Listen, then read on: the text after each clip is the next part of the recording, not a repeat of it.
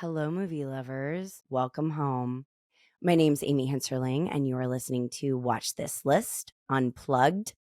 We are here today with my dear friend, Dan Jensen, who is an avid reader and has very interesting cinematic tastes.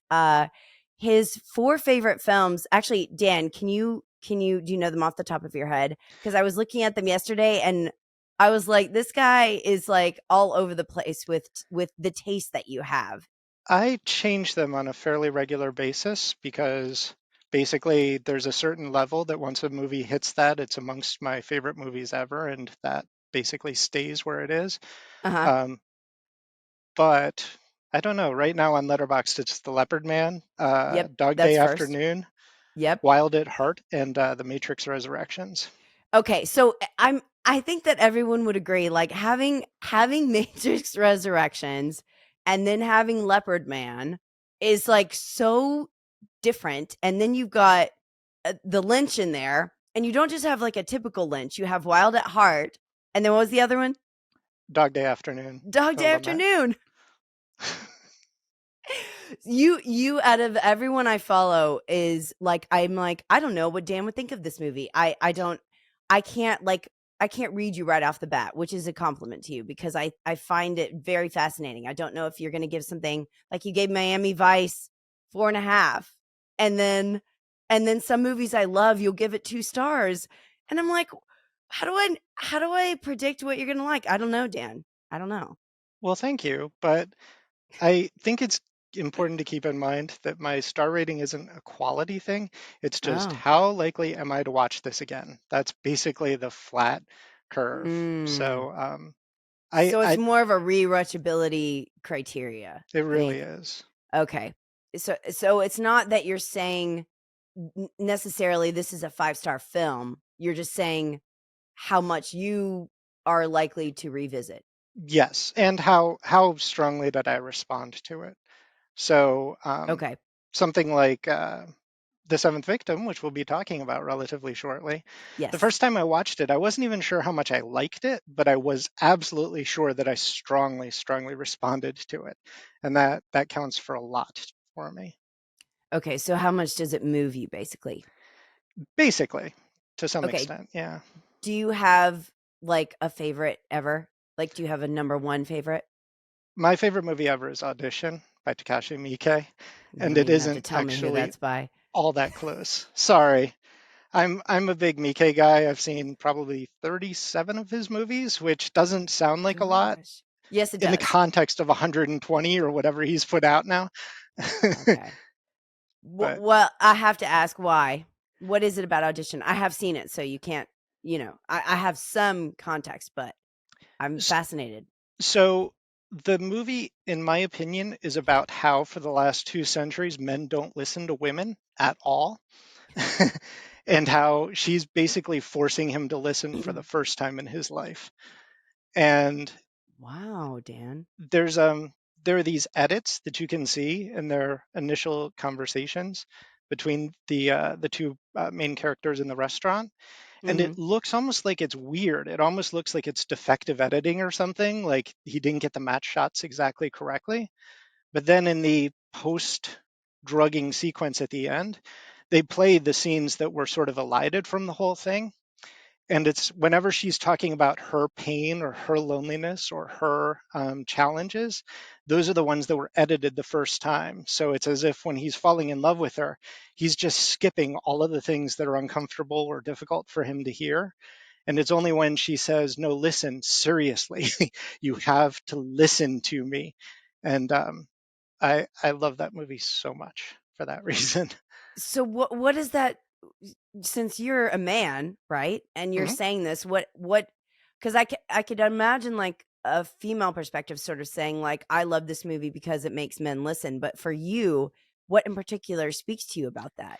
I love any movie in which women or any oppressed group, really, but most of my personal experiences with women come into their full power. That whole idea of actualization is really important to me. And so that obviously is easy to see in, the standards Joseph Campbell archetype thing, and I always enjoy seeing that even when it's like cheesy. So for example, Birds of Prey, I think I probably gave at least 4.5, maybe 5 stars, because it's that narrative of, we're starting under oppression and then we work our way to not under oppression anymore. I just don't respond to it when it's white men, because I don't believe that white men are very oppressed. I know that'll probably get Right. you some emails, but that's sort of my general From white men. philosophy. But Right. one of the reasons I love, see, I'm gonna skip back to Matrix Resurrections. I love that Go movie for it. so much because it is Lana Wachowski, basically saying, I'm the only person in the universe that could have made this film, right? Because it is all about her journey from this super hot whatever it is, where she has all of this magic and power and ability to influence things and change things and become the savior of this system. And by the end of the movie, the only thing Neo and Trinity are using their magic for is to defend themselves. It's just, a million people trying to kill them and destroy them and ruin their way of life. And all, like, the whole stakes of the victory at the end of that movie is that they survive, that they're happy and allowed to live as they want to at the end. And psychiatrists are holding them down, all of the everything in the corporate structure is holding them down, the studio people are trying to hold them down, and instead all they get to do is survive, and that's called this glorious happy victory. And so that's one of the reasons that I respond to that movie so much, because I literally think that any other filmmaker would have butchered that film, and instead it's about a trans woman coming all the way into her power for the first time at age 50 or whatever it is. Right. So you just love it's the empowerment, and then also just it's almost like the strength of the person who finally comes into their own, and then how they're able to harness that into whatever area that they're in. It's almost like realizing your passion in a way, but then it sounds like for you, it's also identity it woven into. you've exactly nailed it. Even if that identity is somebody who saws off somebody's foot with piano wire, I'm Right. all the way into it. You're all in, and you don't feel bad for the white guys. No, I do feel a little bit bad for the guy in Audition, because I he's do from too. an older generation, and so he just wasn't thinking that this was a possibility for obvious Mhm. reasons. Right. But Right. I still love that I love that movie. That's fantastic. I mean, see, we couldn't have I was gonna say, "Oh, we should have had that," but Audition is hardly a hidden gem. Not So, exactly. that no. Not now anyway. It might have been at some point in history, but, I'm pretty sure everyone is aware of it, even if they haven't seen it. That's another one. I don't know if you follow Mike D'Angelo, the critic, but that's one of his favorites too. That's the reason I've seen it, is because he five-starred that one, and he doesn't, give a lot of stars He's usually. he's he he's kind of the original internet critic. I mean, if you were Yeah. on the internet in 1996, as I was, he was basically the first guy to have a website up. He and Bryant Fraser's Deep Focus were basically the Oh, two yeah. places I would go to. I love Bryant Rest Fraser. rest in peace, I obviously, for know. Bryant. I love that guy. Yeah. I loved that guy, and, he was so, interested in, like, the not just the films themselves, but, like, the commentary and the way that DVDs were made, and, like, he was really into, like, not just not just reviewing, but, like, the whole thing, which I love. When people get obsessive about stuff like that, it just everything adds to the quality of what they say about film. He was also possibly still the sweetest person I've ever met online that Oh, I you didn't know met in real him. life. I exchanged emails with him, weekly or whatever, for a long period of time. Wow, He Dan, that's so cool. he's the one that actually got me hooked on mashup music back in the early, like, mid 90s, and Mhm. it's so nice about everything. I remember I asked him about whether the Winterbone Blu-ray had a very weird, what was going on with the mastering of the red onto the Blu-ray thing, and he had a technical explanation for how that works exactly. That the Exactly, that's mastering would turn exactly weird. He was, right. and that's great. But he also took the time to explain that to me, even though I'm just a guy. It's not like I'm his. I don't know, brother or whatever, which is who I would normally want, expect to explain something to me for an hour, like I'm, a very patient, precocious child. Right. He's just such a sweetheart. He was so sweet and so passionate. I just think that it's well, we said we weren't necessarily going to talk about Henry Fool, but there is a line there where when the character's meeting with the priest and he says the time that Henry shines the most is when he's helping others learn. That's such a good line. I love that movie. So yeah, so it's that's what it's this is reminding me of, where if the more passionate you are about something, it becomes contagious, and then your ability to sort of instill that in someone else, it can be so powerful. I, I Absolutely. I feel like that's its purpose. Okay, so before we get way off, thank you for your explanation, Dan. Now, when I look at your ratings and they come in my feed, I will have some sort of point in my head where I can say, okay, maybe he saw this and this. Because before I wasn't sure what your common thread was, but I knew there had to be one. Well, I like to throw curveballs every once in a while too. Yeah, we'll see. Yeah. Okay, so your first film, the first hidden gem that Dan picked, which he mentioned already, is The Seventh Victim. It's from 1943, directed by Mark Robson. And it's got some of the most beautiful, well, I guess she's in a wig, but I do love her hair, the Jean character's Brooks, hair, she is Jean so Brooks. amazing, isn't she? Yes. Now, before we get into it, Dan, can you tell me, how would you describe this film to someone who's never seen it? Set Uh, it up for us. well, I mean, I would say it's generally kind of a dark fairy tale where a woman goes looking for her sister and nothing is as it seems, right? Mm, She finds a bevy of yes. Satanists, allegedly. Always fun to discover, like Yeah. Rosemary's Baby, where it's just like, oh, your next door neighbor, or, this person who's actually very pleasant to be around and cordial could be Well, worshiping Satan. and I think that's one of the reasons I like The Seventh Victim so much is that the Satanists are perfectly pleasant people, and also they're coded in very interesting ways. And I think this gets into why I one of the reasons I like it so much. And again, this is the oppressed group thing: is that they're definitely coded as a large section of them are coded as gay, certainly, and Hmm. that's it's very queer friendly film in that even though one of the women let's see when she says to the sister who's searching about her sister what let's see, the quote was something like, dear, we were intimates. um, the times Not we used to exactly have subtle. together, right? Yeah. And oh, I'll bet you she never told you about that. You're too young, and things like that. And so Wink, wink, hint, hint. Yes. it isn't. Yeah, you're way past winks and Yeah. shrugs and hints, right? Right. Right. Um, but at the same time, and this is one of the reasons I love it, is that even if some of the quote unquote bad guys are coded as gay, they're also, that isn't why they're bad guys. Like they're not demonized specifically for that, as opposed to other movies from that era. Where I was thinking specifically of The Big Heat, which was maybe 10 years Yes. later, where there's that I promise he has to be a studio head that they were focusing on, the bad guy that's in charge of everything, and he's coded as extremely gay and wearing a bathrobe around the house, and coming out of his bedroom with his butler or whatever.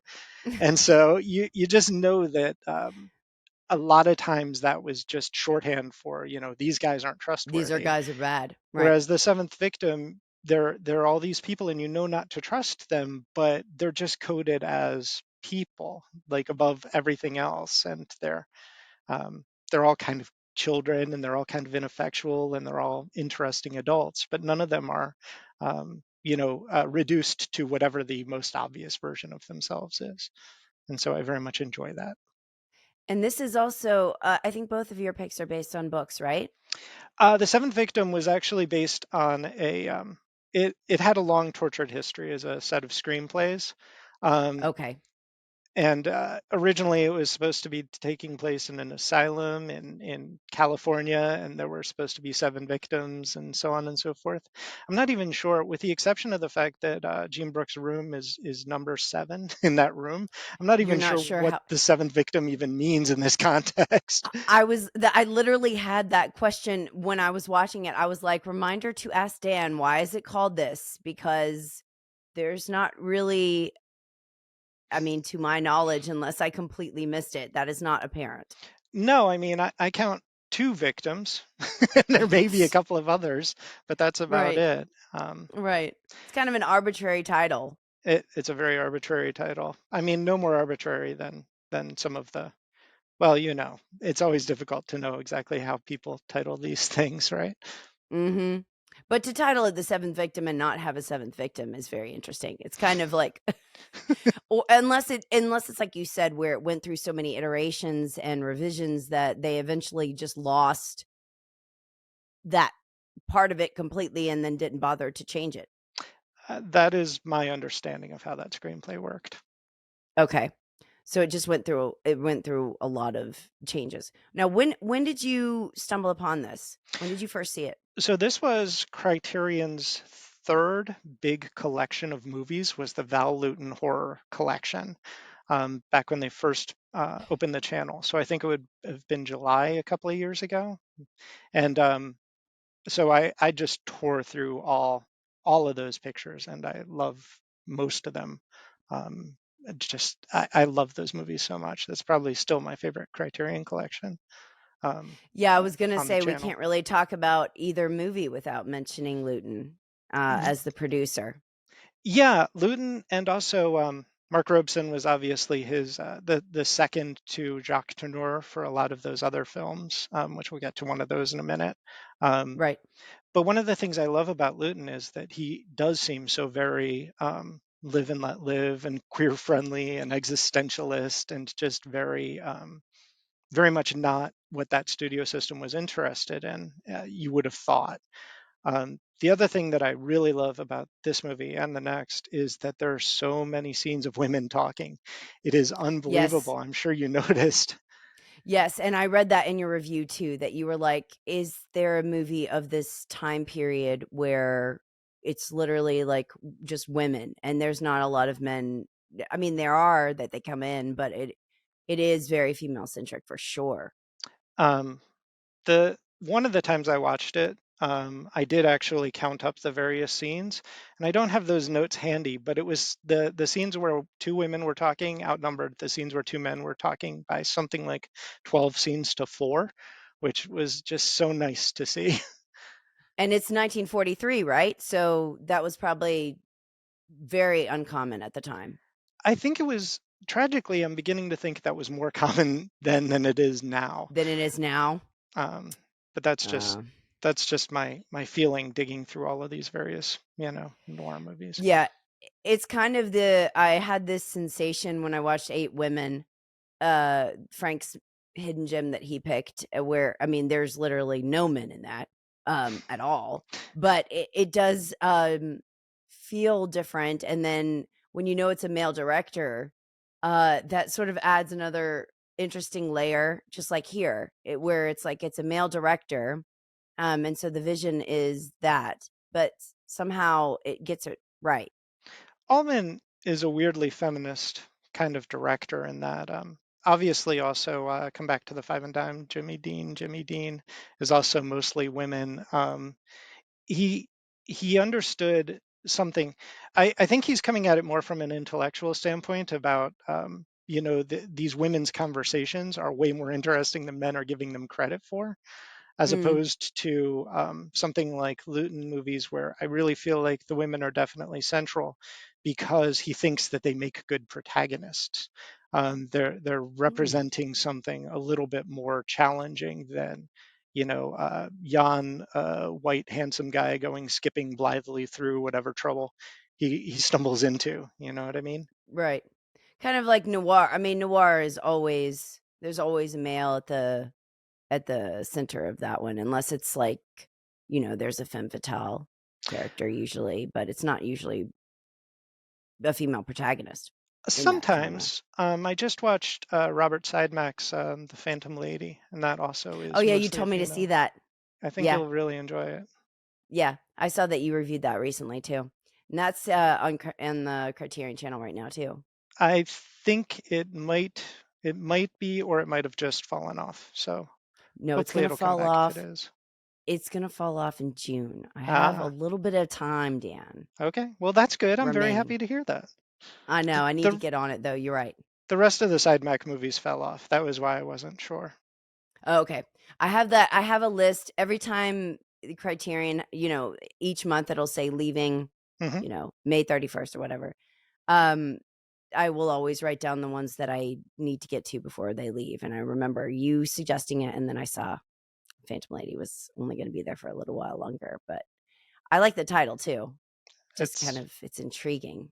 the first half hour of it, or first hour, is just exceptional. Um, After that, it falls off a little, but only because noir conventions. You know how that goes. Yeah. So for Seventh Victim, why do you feel like this is underseen? Or why is it? What is it about it that makes it less popular? Because a lot of people haven't logged it. Well, the for one, I don't think it's super available. That Criterion release was the first time I'd actually seen it in any sort of streaming service. It was available on DVD for a while, but I don't even know that that's available anymore. I think it might be part of a 4-pack of Lewdon movies that you can download or that you can buy on one DVD, but it's an eBay only type of thing. It is available on Amazon Prime, I believe, for 10 Yes, bucks or that's how something I like saw it. that. Yeah. So it's Yeah. available for reasonable. Um, but I think that was a part of it. The other significant issue is that the ending is very uh, abrupt and also doesn't leave a lot of satisfying conclusion feelings in place. So I think that if you go into it and you're expecting something, ending that's happy and satisfying, it might surprise you with that. Go somewhere else. Yeah. This isn't exactly that sort of picture. And it doesn't, to be fair, the way that it begins and sort of unfolds, you kind of have this feeling like it's not just going to be all like tidily wrapped up in a bow, and conclude well for everyone involved. It does sort of have that haunting effect. Well, I mean, it's always they're doing the poems that are being read by the children are all like basically suicide poems, and John Mhm. Donne and Oliver Wendell Holmes gets quoted, and it's all very dark and weird in a unsettling way. And I mean, I think that's probably the best reason to see it is how unsettling some of the imagery is, particularly in the first half, which I there's a scene where a detective has to walk into a dark corner, and I swear that absolutely influenced David Lynch and how he filmed Lost Highway. Lost Highway. Mhm. Um, Yeah. so it's definitely worth catching just strictly as a filmmaking exercise and technical craft, right?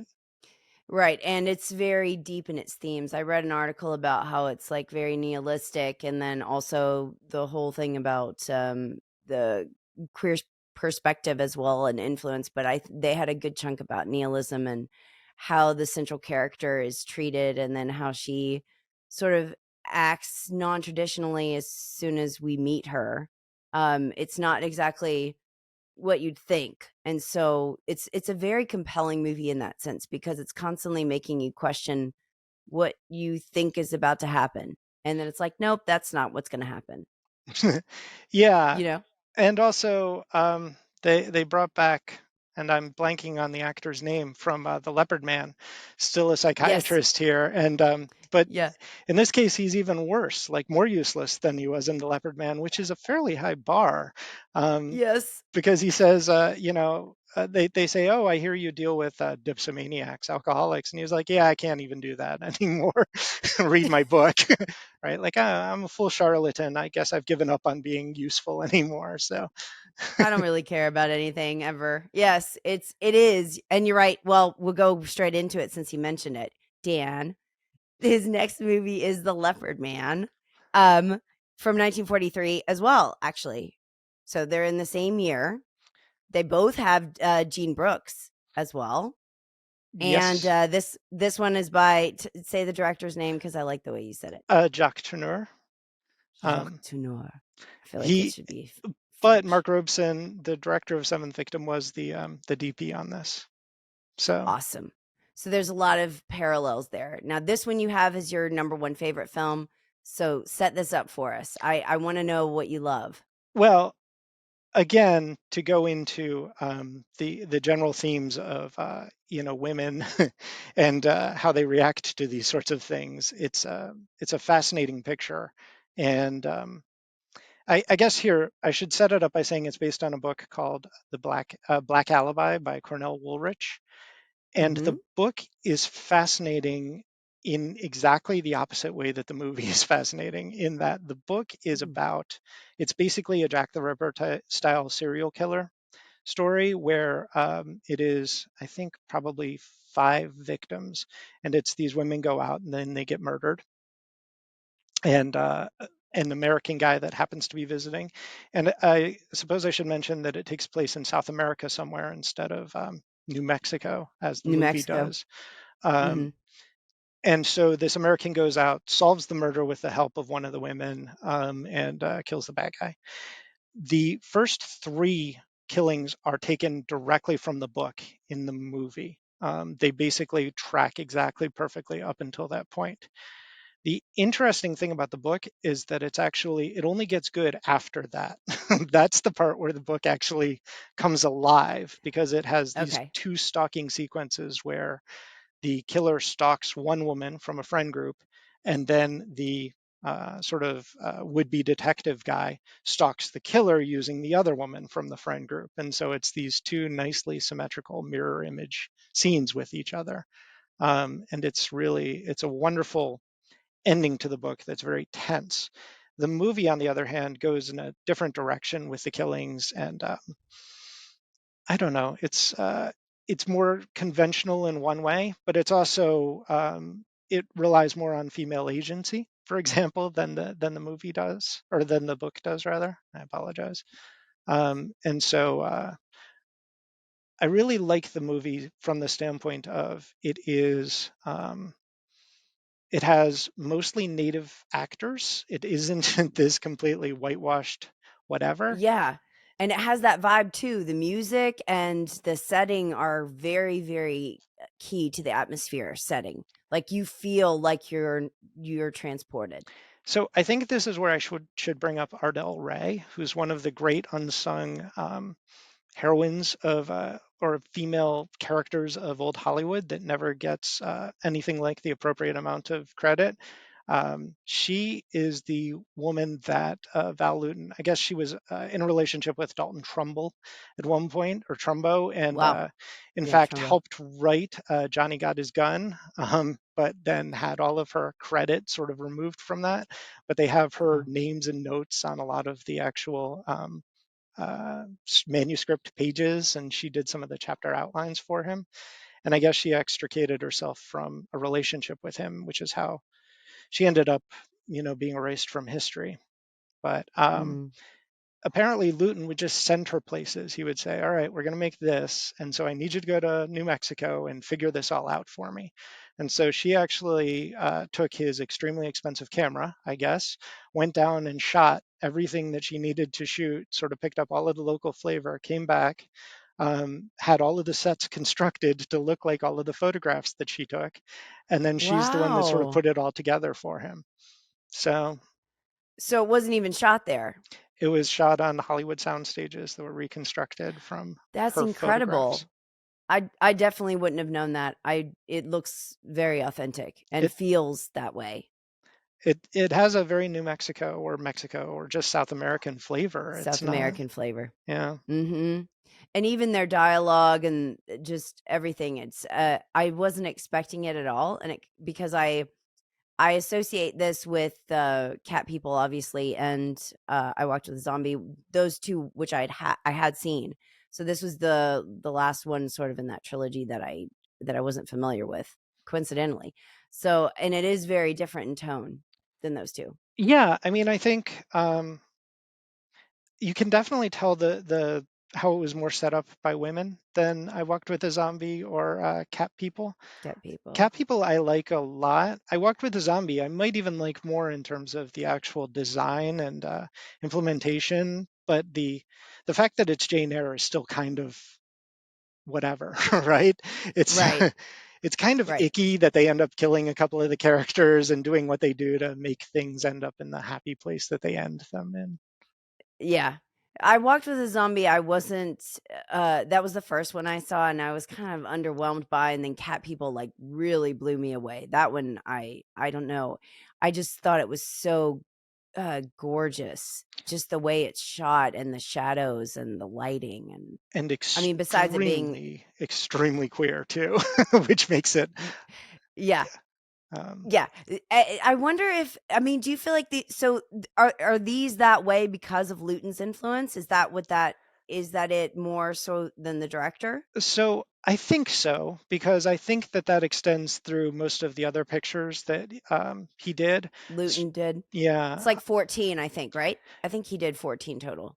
that's very possible. I don't remember specifically. I remember watching all of the RKO ones, and certainly the like in the Body Snatchers, you have a Boris Karloff and uh, oh goodness, who was the Dracula? Oh, no. In any case, they had a wonderful these wonderful male stare downs too that are also quite fun, I guess. I liked all of the Luton movies are absolutely worth catching, and I highly recommend them. Um, A lot of people on Letterboxd have, like, intentionally like, there's a ton of lists and people, like, marathoning them, so I know this is, like, a thing. That's why I was like, "We have to mention this because it's, something that cinephiles do." It's like this particular producer. I think that we do. I mean, the technical aspects of these things is really it's so impressive how he uses shadows. I would say that the Luton Oh, Tourneur yeah. movies or Tourneur movies use shadows possibly better than any other combination of director and producer I've ever seen. And in the case of the Mhm. Leopard Man, there's even stuff like when one of the aggrieved people goes to shoot who he believes is the killer. He literally steps into the shadows in order to shoot him. It's all just beautifully thematically made real, and I really enjoy those films. Well, and also with Leopard Man, if you don't know going in, you don't think it's a serial killer movie at all. I mean, you think that it's like because there is a leopard, and I mean, there is this sense of like, what is going on? And then when they're running away, you think they're running from that too. Yeah, I really should have mentioned that. The book, I think it's probably a little more clear that you're dealing with a man from the very beginning. Mm, In the movie, mhm. it's much more vague. And there's a thing about how William Friedkin actually did the commentary on the Leopard Man DVD that's from Shout Factory, and That is fascinating. he Oh talks my about all the gosh. movies that influenced with that first shot of the girl being killed and then the blood pooling under the door, which isn't much of a spoiler because it happens about 8 minutes into the movie, but it's Right. definitely worth catching. Technically, again, these are really impressive films just from that standpoint. Why did they choose him to do the commentary? That is such a random choice unless he's, like, directly Well, unless he did something he's a film based on it. historian, I guess, and so he's actually shows up on a bunch of the Shout Factory DVDs as a commentary on some of them. Um, and as somebody I love that he does that. who stands really hard for like Sorcerer and To Live and Die in LA in particular, I will always love Oh, to see whatever he has to say Dan. about things. I love those 2 films, especially To Live and Die in LA. That really floored me, and that was like a blind buy. I don't know why that isn't more available because it's so good, but, I bought that so that I could even just watch it, period, and, that's another one, like the Verhoeven I watched where it's so visceral and powerful and angry and, uncompromising, and so anything that guy has to say, I wanna hear it. I don't even care what he's talking about. Well, I love his line in the film. In the commentary, he says that the enemy of horror films is coherence. And I think both of these movies really bring that home a little bit. The idea that, what we don't know is a lot scarier than what we do know about. And so, um, Yes, I think that's also Hitchcock's, philosophy, that, the less that you the more that he can get you to imagine what something would be like, the scarier that is. It is like, what your imagination can do is much worse, often. I mean, Hitchcock, some of those scenes, he also does a very good job of making the audience knows more than they think. The audience knows a lot, but they don't know as much more than Yes. the characters as they think they do, and they're nowhere near where Hitchcock is going with everything. It's a double game of like who's ahead of who, which I love on his best pictures. But he's not holding your hand or, like, talking down to you, which Oh is one no, of my favorite elements of any movie. I mean, I never wanna feel like I'm being spoon-fed something, or that something has to be explained because the director is worried that we're not smart enough to figure it out. yeah, I think that the Leopard Man actually does a good job on that to that point too, and that it does have a psychiatrist say to the one character who you're thinking, oh my goodness, this could be, the guy that's a The problem. guy. The psychiatrist, Mhm. Explains to him, oh well, it could be you. You drink a lot, and how do we know you're not the killer? And the audience is like, oh, I that occurred to me that he was the killer, and it doesn't really necessarily turn out that way, but it's still funny. And also, again, to reiterate the uselessness of psychiatry in the opinion of Val Lewton and Jack Tenor and Mark Robeson and all of them, because the psychiatrist is not Yeah. helpful in cat people either. No, they're more or less just there. Like, they're just, yeah, but they don't contribute, no. And you can't rely on them to come to any sort of revelations. The other reason I would encourage people to watch these movies is that the sound design is so excellent too. Mm. The castanets here get used a lot the same way that the drums in I Walked with a Zombie get used, and it's fascinating how much they can add or subtract from the tension. If I were teaching in film school, this would be absolutely these would all be movies I would show and just say, listen, don't even watch, just listen. Mm. Yeah, and I was gonna say, that's a good segue into, our 3rd movie, which is Murder by Contract, because you were telling me that was something that you really like about it, right? The music is like it's kind of like The Third Man Yeah, the with the guitar. it's a yeah, it's a string sort of a tenor guitar instead of the zither, but it's so Mhm. low key and just sort of in the background, and it adds sort of a jauntiness, I think, to it that otherwise it wouldn't have. Yes. I think the third man, that's very underestimated how much that zither score makes things more fun as opposed to being I apologize for my dogs. Uh, It's okay. Go ahead. it just makes it Speaking of makes sound. yeah. I don't know that that movie would be nearly as enjoyable if it wasn't for the zither score making everything kind of just jaunty would be the word I would use on that. Well, and right, so Murder by Contract is the gem that's from the book that I'm reading, which I always bring into these episodes, by Irving Lerner from 1958. But the composer actually literally is doing an homage to the third man.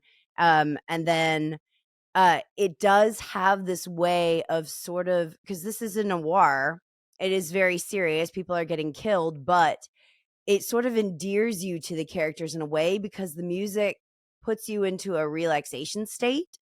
Like, you just feel more receptive to the events that are going on. But it does create a very interesting dichotomy because, yeah, it is kind of upbeat and lighthearted, you know? Until the end, where it all switches to diegetic piano music, and that scene is so amazing. I really I enjoy that. know.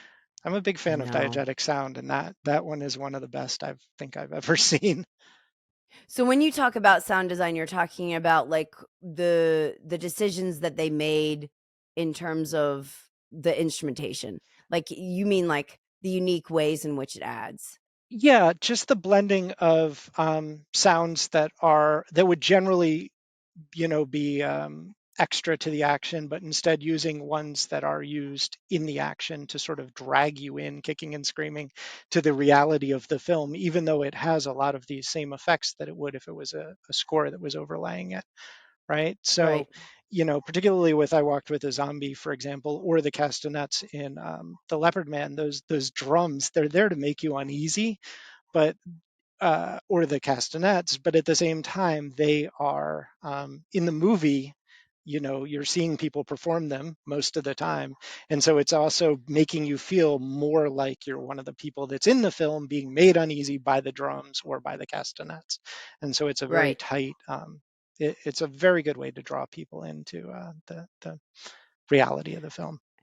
There was I can't think of this, so I probably shouldn't even mention it, but I know there was a movie I remember seeing where it was like all the sound in it was sound that was actually happening. Like there was literally nothing, there was no music or sound in the film that didn't happen live. That's not something that people normally do though. Well, all of But the Dogma 95 films, the original concept of the Dogma 95 included all natural sounds you're at the right, like time. the celebration. Yeah, Mhm. exactly. Yeah. Which those are not my favorite movies, to be totally honest. No.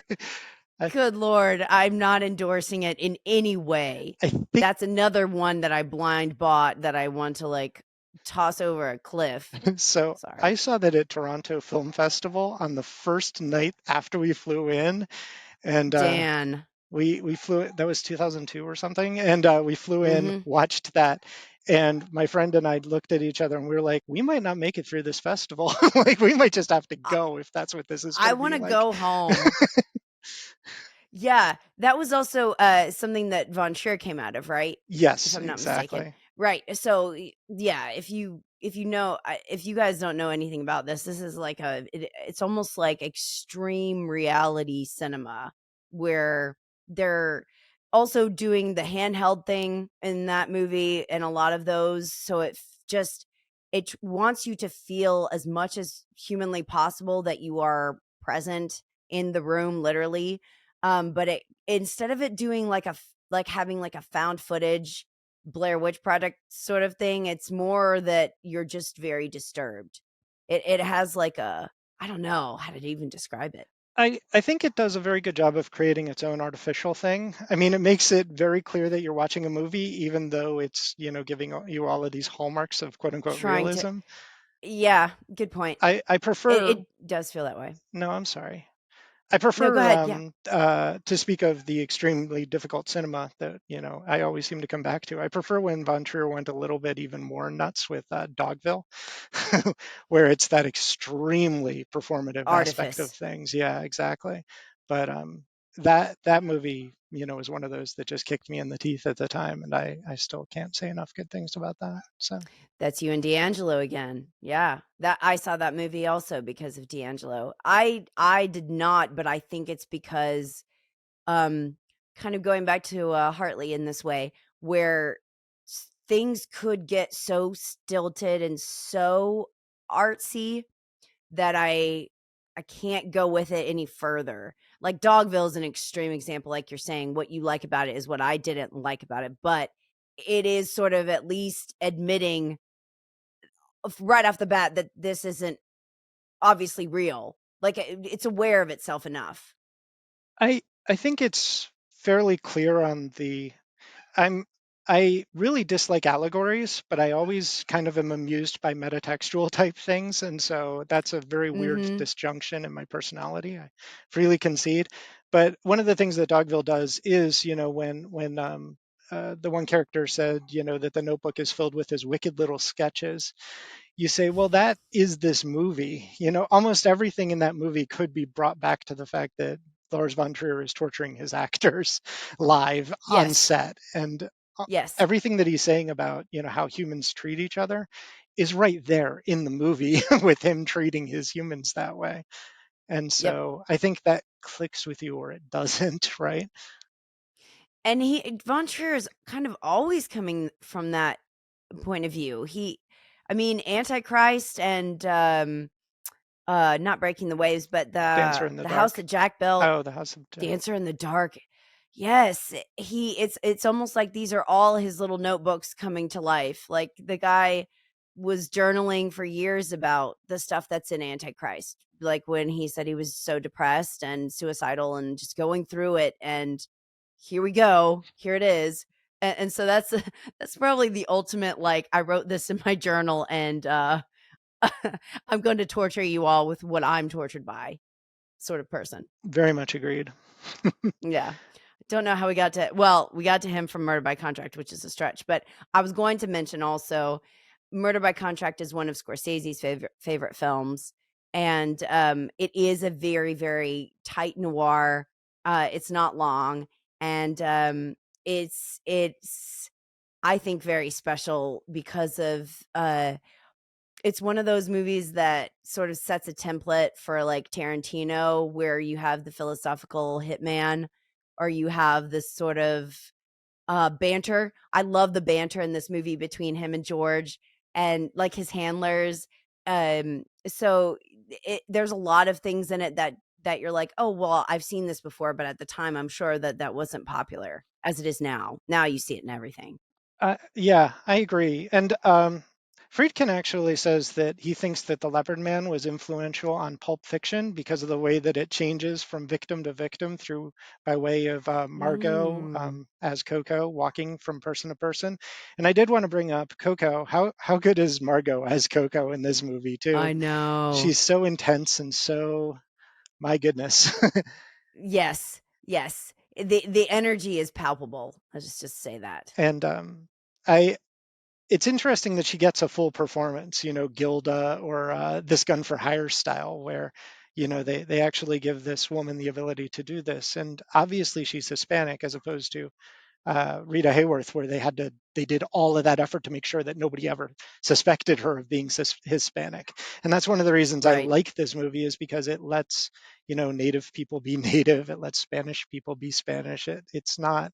It's just not as interested in covering everything up the way that usually I associate with those. Right. Well, and it's not even that it's just letting them. I feel like it's embracing it. It's actually like a selling point. It's a strong part of what the film even is. It's like they're not only not shying away from it, but they're saying this is a valuable asset, and the movie would not be what it is at all if you got rid of those elements. You are absolutely right. And I think all I'm saying though is that my bar is so low for that sort of thing, particularly now, in terms of Your my expectations. expectations are just so pitifully low. I'll take So anything. is the to conclude this, I want everybody to see these movies: Leopard Man, Seventh Victim, and Murder by Contract. But Jan, what is your favorite new movie? Like if you had to say, or is it Matrix Resurrections? Probably is then. What did I see relatively recently? Matrix Resurrections is one of the last movies that I really super enjoyed. I'm trying to think if Mm-hmm. there's anything else that I've seen more recently than that. Yeah, because I don't even really watch recent movies anymore. I'm so The the immersed in Criterion Channel is just it's go where to. yeah. I mean, I think I looked at Letterboxd. I watched something like 400 movies on the Criterion Channel since it debuted, and it's only been out Mm. 3, 4 years. So I really, that's more or less where I see almost everything these days. I agree. And a lot of it is foreign as well. They have such like a expansive it's not just that, you're only watching like black and white films or a certain genre. They have such a solid variety in there too. Um, Yeah. but the last two movies I've seen that I loved were Trust by Hal Hartley, and I rewatched Henry Fool for the first time since 2000, and goodness, I love that movie. So those would be the last two Yes, 5-star movies I've seen. Dan and I someday are going to do a Hartley episode, and our buddy mutual friend Yarb will listen to it and enjoy it, even though he might be giving it up.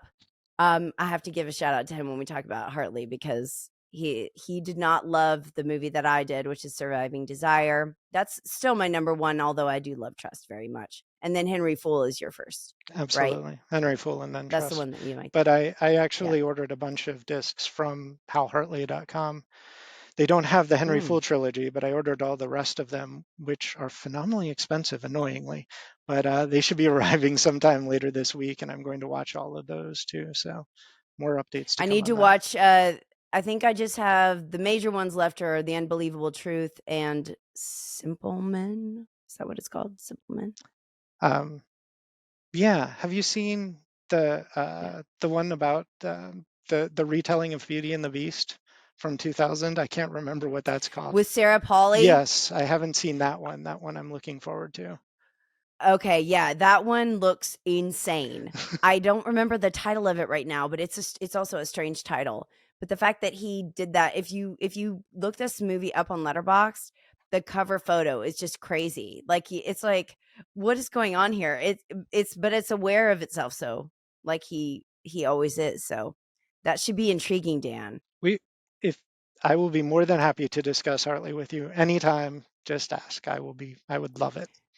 Yeah, we'll have to get Dan back for a Hartley marathon here because that's one of those directors that you either vibe and you love him or you're just like you don't at all. But I feel like the people who love him are like instant friends. Like you could be friends with anyone who likes Hartley if you do yourself. But part of it is that he's such an obvious philosophy humanities kid, where he's bringing in Mhm. so many deep textual references to I'd brought up Right. Milton and Blake, but also T.S. Eliot and all of these other guys that he just sort of brings into these conversations, and it feels random and whatever, but um, it's easy to find deeper meaning there if you spend a few minutes and brain cycles thinking about it. It's also he also reminds me of Kaufman too, where these guys are just it's almost like we're kind of obsessed with artists who make movies about artists and about how tortured writers are and trying to express yourself and all of that stuff. The writing process, it's very Kaufman-esque too, even though Kaufman's obviously later. But it's that same thing where I think we're just, if you're like an English major reader person, you're just drawn to these guys very, very easily, just because those are the themes that they're always exploring. Absolutely. English lit. That's Yeah. partly for English lit majors. That's where we go. We stand. I'll make a list. The best movies for English majors because I know that we're all secretly that's what we are. Something like that. Well, Dan, it was a pleasure to have you. I will have you back someday for sure. Thank you for agreeing to be on the show. Everybody go watch his Hidden Gems and we'll see you at the movies.